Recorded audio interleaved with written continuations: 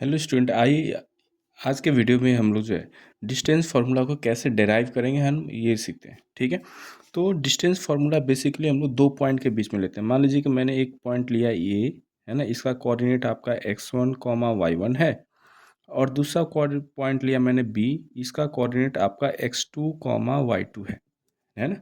या अब इसके बीच का हमको दूरी सूत्र निकालना है ना। ठीक है, तो मान लीजिए कि मैंने एक आपका ग्राफ ले लिया है ना, ये प्लेन ले लिया। ठीक है, ये आपका मैंने प्लेन ले लिया। ठीक है, ये आपका x है ना, ये ऑरिजिन है, और ये मान लीजिए कि आपका y है।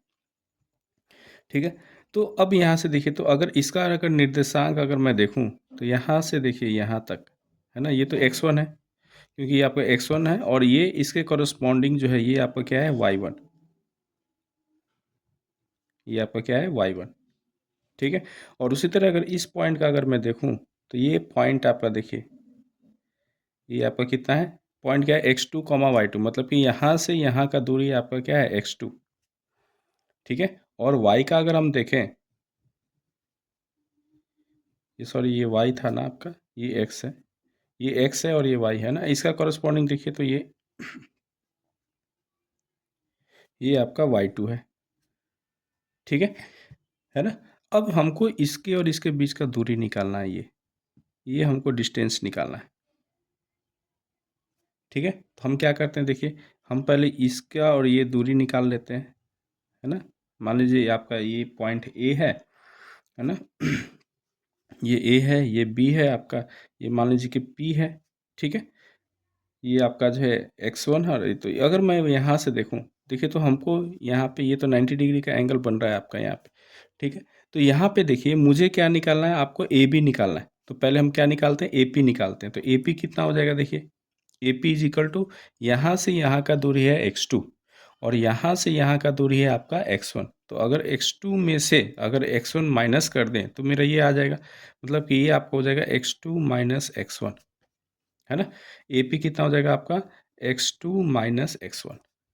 ठीक है, वैसे अगर मैं बी पी निकालूँ तो क्या है, यहाँ से बी से लेके इस पॉइंट तक आपका दूरी कितना है y2, है ना। यहाँ से यहाँ तक का कितना है y2, और यहाँ से यहाँ तक आपका कितना है आपका y1। तो ये वाला कितना हो जाएगा y2 माइनस y1। ठीक है, यहाँ तक समझ में आ रहा होगा आपको। ठीक है, यहाँ से आपको आ गया बीपी कितना आ गया आपका y2 माइनस y1। अब देखिए तो मुझे ये राइट एंगल ट्रायंगल में ये आपको पता चल गया है ना, बेस पता चल गया और परपेंडिकुलर पता चल गया आपको। तो पाइथागोरस थ्योरम यूज कर लेते हैं हम। ठीक है, तो इन ट्रायंगल आपका बी पी ए चाहे ए पी बी, आप क्या लिखेंगे, A B square is equal to A P square plus B P square, है ना। पाइथागोरस थ्योरम से हम यूज़ कर रहे हैं ये। ठीक है, by using Pythagoras theorem, using Pythagoras theorem.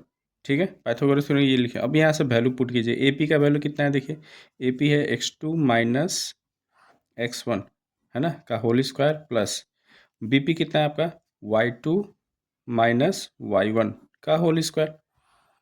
ठीक है, अब यहाँ से ए बी आपका स्क्वायर इज इक्वल टू इतना आ गया, तो हमको क्या फाइंड करना है, हमको तो दूरी फाइंड करना है। A B is equal to क्या आ जाएगा, root under x2 minus x1 का whole square plus y2 minus y1 का होल स्क्वायर। ठीक है, और यही आपने क्या कर दिया, यही आपका जो है पाइथागोरस थ्योरम का डिस्टेंस फार्मूला आपने यूज कर, यही आपका, इसी को बोलते हैं आपका डिस्टेंस फार्मूला, डिस्टेंस फार्मूला।